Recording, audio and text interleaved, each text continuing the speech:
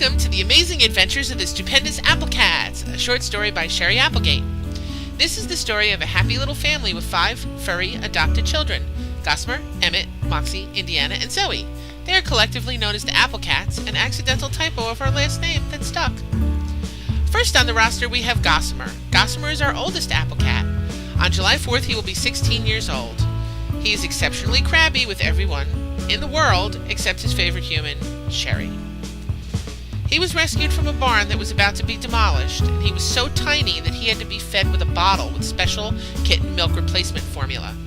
The vet warned us there was a 70% chance he would not survive because he was so severely dehydrated and very, very small. Look at your computer mouse right now, if you have it next to you. That is the size that Gossamer was the day he became an Applecat. Gossamer takes great pleasure in proving our vet wrong by living his life to the fullest. And by fullest, I mean being exceptionally cranky whenever any of the other cats enter his personal space.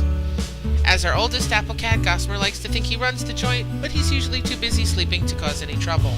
Lucky for us. Next, we have Emmett. Emmett firmly believes he's the cat version of Hugh Hefner because he loves the human ladies. He was rescued by an EMT who found him abandoned by the side of the road. He weighed 3.1 ounces. Our vet told us he had a less than 10% chance of survival. He was also bottle-fed and survived the odds to grow into a very healthy cat. He knows how handsome he is, and he uses it to his advantage to charm everyone he meets. So handsome, so very handsome.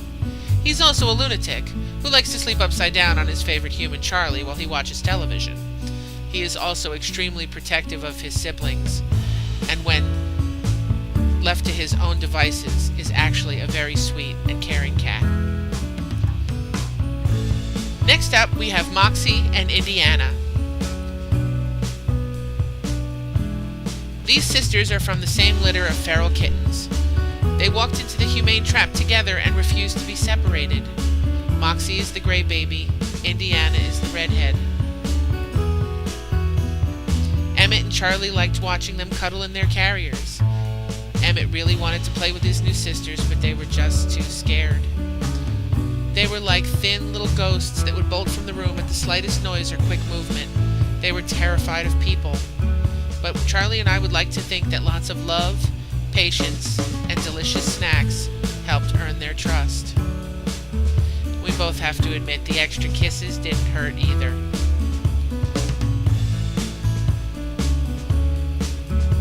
Moxie was the tougher one to learn trust, but her love for pancakes soon overwhelmed her fears.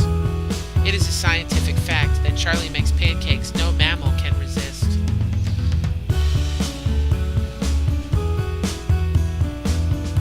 Over the years they have grown bigger, stronger, and braver, but they are still inseparable. Moxie is very attached to me, while Indy is more attached to Charlie. Sometimes they forget that we are kind humans and revert to being very skittish, but they have mellowed greatly and actually accept being picked up very gently, but very, very gently. Indiana will accept cuddling, Moxie not so much. Moxie loves helping me with my crochet projects by trying to eat them. I have tried to steer her away from yarn consumption with very little success. I think she makes a better fashion model than consumer of said product, but she will argue with me. Note the intense stare.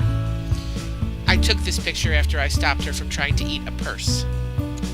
Indiana loves to help me with my needlepoint, but again, no amount of polite insistence that help is not needed seems to sink in. I'm very happy of the fact that their biggest worries now are who's going to get the good nap spot in the sunshine on early spring afternoons. The biggest worry any cat should ever have. And our latest Applecat is Zoe Aurora.